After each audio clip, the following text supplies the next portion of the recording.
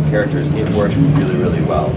Because my natural process of just a little more devil-may-care and just, shoot from the hip drives her crazy. She's very methodical. Even though she can improv, she can go off the range super easy. She's a very diligent, dedicated actor.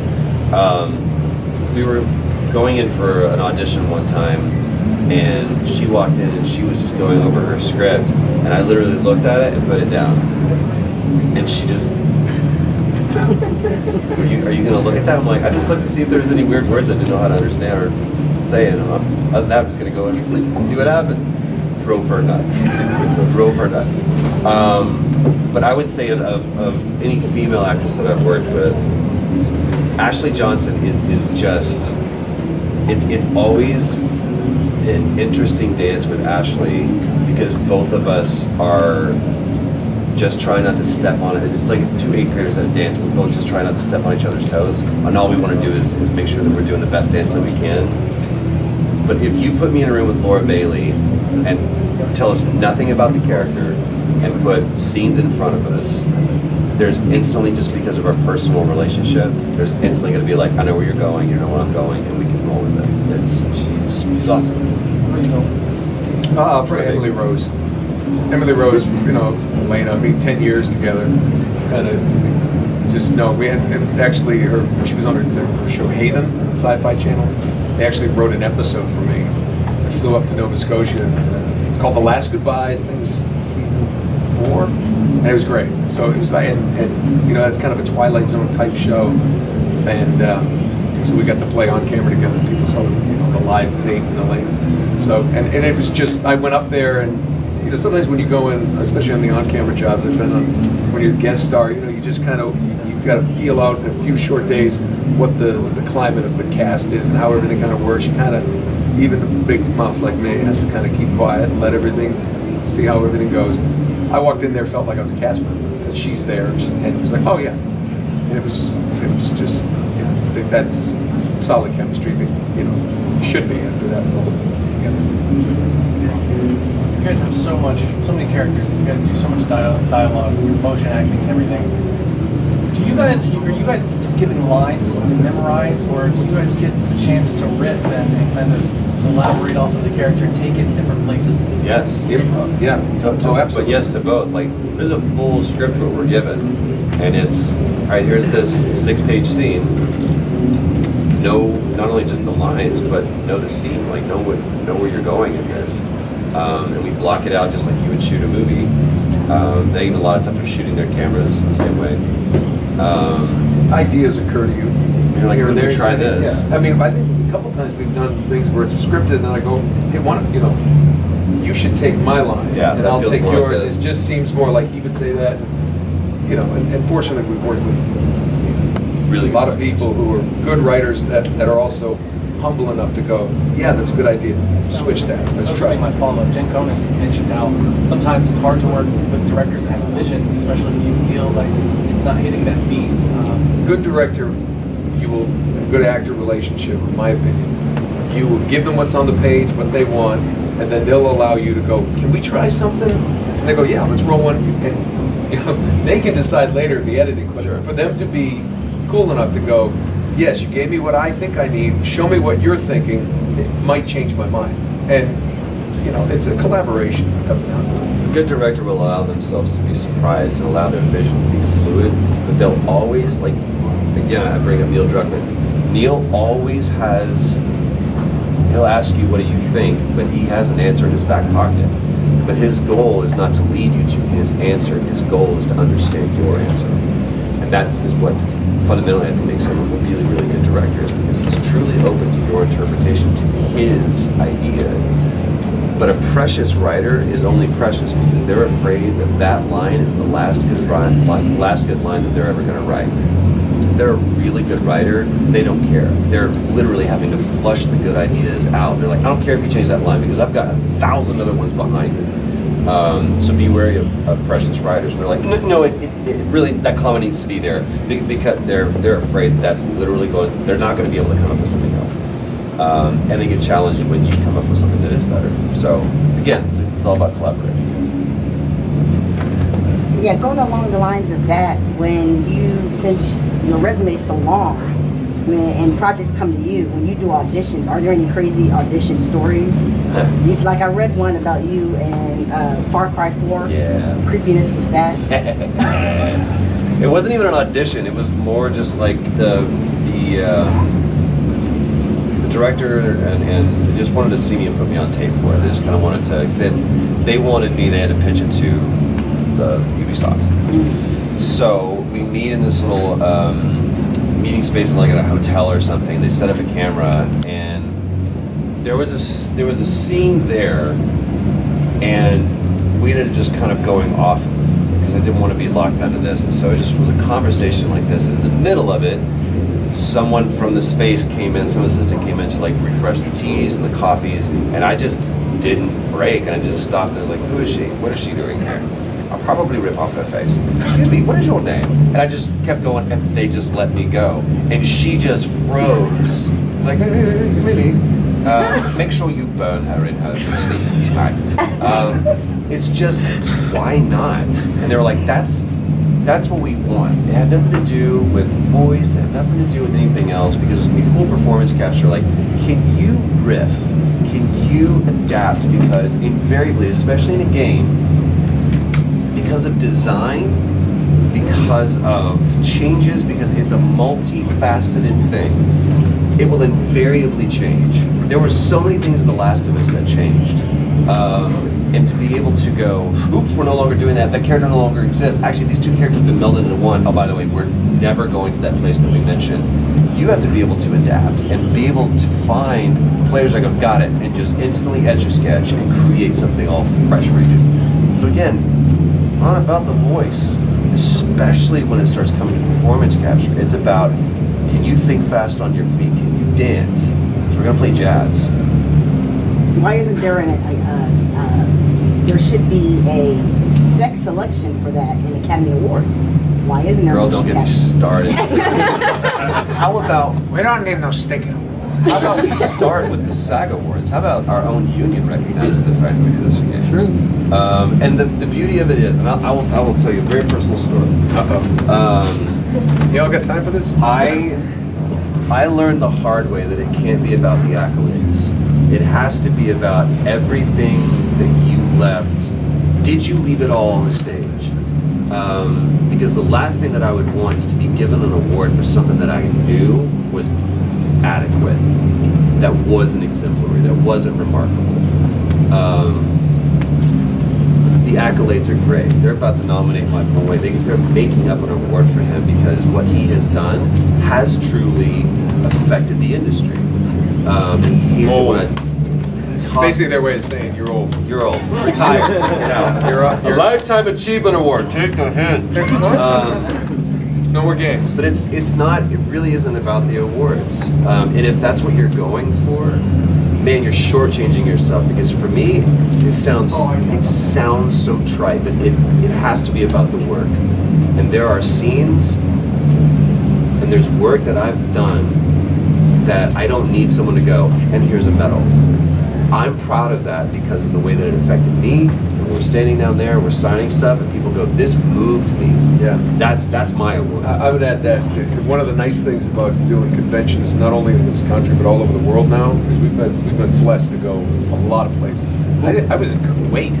This and, you know, and it's amazing. When you hear the fans come up to a table, you shake their hand, you're talking to them, and they say, "Hey, this was so much fun." Or, you know, I was in a rough time in life and I played that game. I was going through law school and I had to play my game. Probably not a good lawyer, but I mean, you know, you affect people. That's really cool. You know, I mean, I grew up in Rhode Island, which is a state. I mean, barely. But you know, I mean, I had no idea I'd be doing something like this. But when you sit back and you know, this recent award was one of those things where, yeah, you kind of go, wow, you don't really, because you're so like, this business, right? Keep your foot on the pedal, got to keep the next one, what's the next thing? And you always want to get better, and when you slow down, you get a weekend away from home, Atlanta or Kuwait or London or Glasgow, Scotland, wherever, people say, we really appreciate what you did. it's really cool to know that you affected somebody. You know? Same way a teacher probably should feel affected that you helped somebody with their education, or a doctor saved someone. You know, a veteran did some, served the country, and someone says, "Hey, thank you." It's really gratifying, and it's seriously. He and I've talked about this. And don't want to sound hokey, but it's not about the accolades. That's accolade enough when you get it from the people who matter. It really is. Because the second that you get the award, people are like, you shouldn't have gotten it. Oh yeah, I'm waiting for that storm coming. All right, I didn't ask for it. Yeah, what you took it, didn't you? If you want to, moving on. I'm going to say playing video games help with bar prep and help me pass the bar. There you go. Really? See? What's something that each of you is passionate about outside of performing? My family. Yeah. My family got, 2 great kids. And I'm leaving tomorrow morning because it's my youngest 15th birthday tomorrow. So I want to fly home, because I don't want to miss it. In fact, the other one's 18. This one's turning 15. So that's 33 birthdays, and I've missed one. And I was here in Atlanta shooting that TV show. And it was supposed to be home, but it rained for 4 straight days. And it was all outside shoots, so I missed his birthday. But my family, yeah, they're, everybody. This is our job, and it can be glamorous at times. It can be just t-shirt, hat backwards, and just a microphone, or on set of a TV show, which is not as fancy as it looks. But what's real is your family. If everything fell apart, if you just, they said it's part of this. I call it a healthy bit of self-loathing that every actor has or should have. Where I'm not kidding you. I'll come home and I pull into the driveway, and part of me, I swear, a part of me is waiting to see a big moving truck. And the family's not even crying, they're just looking, going, they're just, hey, we have to go. Yeah, oh yeah, we have to go. Yeah, we go. Where are we going? I don't know. We're just, they're like, we found out. You're a phony. Get in the truck. Yeah, thank you. Thanks for the money, the recognition. It's been great. I'm out. And we just get on the freeway and start heading somewhere. Probably east, because otherwise it's the ocean. But it's part of you just kind of waits for that to happen. So, yeah.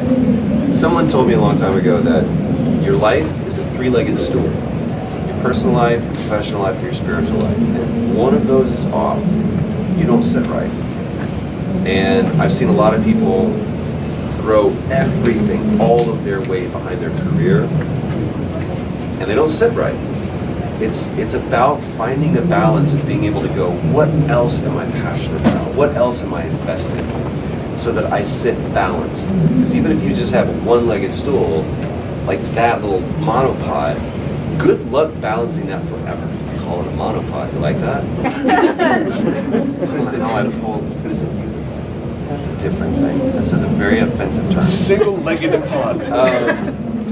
For me, like, music, all I want to do is tell a story. Like, that is wherever I find a way to tell a story, whether that's on set, behind a mic, sitting in front of you guys, with a guitar, in a band. I don't care. I just want to tell a story, and I want to have a story to tell. And in order to tell a story, you must be living it first. So I try to expose myself to as much as I can. Sometimes people need a comedy, sometimes people need a drama, sometimes people need a horror, sometimes people need a thriller, and it's just about finding the mix. Because if your story is all uplifting, that's just saccharine, boring. I want those lows. I want those highs. I want the tragedy. I want the accomplishment, the achievement. So I'm passionate about telling stories. Right now, I've got a really awesome story, and that's the fact that every day, this new life in our house is writing his story, and I get to read something that I've never read before. And it's with every sound and every verb and every fart that I'm like, there's a life that is just so open and requires so little. He requires so little. All he needs is a fresh diaper, a place to sleep, and a boob every once in a while. He is solid, pretty much like his dad. But that kind of keeps me humble, and that keeps me focused. That we really don't need all of this. All we really need to do is have someone that. But all of this is pretty cool. It's pretty cool. And there's hats. Yeah, he buys a lot of hats. Jordans are my new obsession. As you'll right now. see in the new retro. See, I tied it back in. On We're brand. really here to plug that. All right, we got time Subscribe. for a couple more. Because we're right at the 30 minutes. Okay. Okay, how do you go about creating your own interpretation of established characters, for example, the Joker? Great question. Trust. I like that shoulders. Like, good job. You did good. That's a good question. Don't try to make it better. I think if you try to make it better, again, it goes back to that comparison. Then you're in competition with yourself as opposed to just honoring the character. There's a lot of people that have played Richard III, and Martin Freeman, they laughed at him when he set foot on stage to play Richard III. It was like, no. He's supposed to be this big, boisterous character, and Martin Freeman played him super small, and every review is like completely rethinking the character now because of this. And this is like a 400-year-old character. So that is, to me, a great kind of thought process of like, somebody asked me, like, how do you feel about somebody else playing Joel in the movie? Like, all I care about is someone that cares about the character. Because if he fails, awesome. Nobody can do it with me. But if he's good, then I get to learn something about Joel that I didn't know before. So when I step into a role like the Joker, yes, there's the Arkham universe, and it needs to remind you of you need to believe that this guy becomes the version that Mark Hamill has played for 25 years. But it's not an impersonation, it's not an impression, it's just, I buy that. I believe that this guy grew up to be that, in the same way that River Phoenix, you could believe grew up to be Harrison Ford in The Last Crusade. It's that kind of believability that's just, there's a character that exists outside of the actor playing. So do the character as opposed to doing the actor. And impart your own sense of who you are. Tell any actor, the only thing that makes me different from him, you, we all audition together, is, let's say lack of talent, none. But like if you're playing a character named Mark, don't go inside like, how does Mark walk and think? It's like, okay, it's Nolan who happens to be Mark. Yeah. I mean, Nathan Drake was just me, and it just, for some reason, they chose me. And my son, my 18-year-old is an actor now. He's, one of the things I've taught him is like, people say, how do you handle rejection when you're an actor? You're never rejected. You're never bad. Right. I go into a room knowing I'm never going to be bad in an audition. But I might just not be the right fit for that particular character. And it's just, you have to be good with that. I'm gonna go do my version of this character. Yes. My version, my take. It's the only voice that, the only thing that is different about me is my take on the character. I'm not gonna try to go, I'm gonna give them what I think they want. No, I'm Show gonna them give what them the character me, looks like. and if it works out, that's how you, because then, if you don't get the role, which you don't get the role more often than you do, you gotta sit right with that. And if you do your take and you're happy with what you've given, what you're presenting to them, it's like, okay, good. I'm gonna go get lunch. This is great. Hey, you didn't get it. Okay. They really liked you. Great. Maybe there'll be another role somewhere. That's how you do it. And again, that goes back to my earlier thing. That's part of the process. If you enjoy that, if you work at it, and you prepared a character, whether it's an established character or not.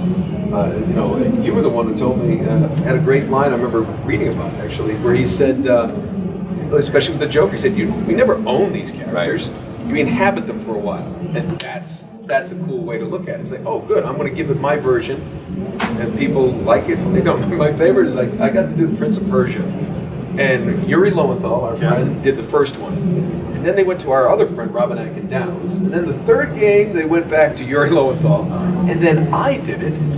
And then they finally went back to Yuri Lowenthal. Then we were going to do another one. I said, you know what? Why don't we just let Yuri do it? Clearly, He's we need to clearly keep going back to that. somebody keeps. was really good. And then Jake Gyllenhaal, and they just never, no more Prince of Persia. And now there's no more. Now there's no more. Assassin's Creed. I like Fassbender. Okay, guys, that was awesome and that was really fun. But Time's up. do you? Time's up. Time's up for me. I'm not singing. Hashtag time's up. Yeah, actually, okay, I need to ask you guys. Oh.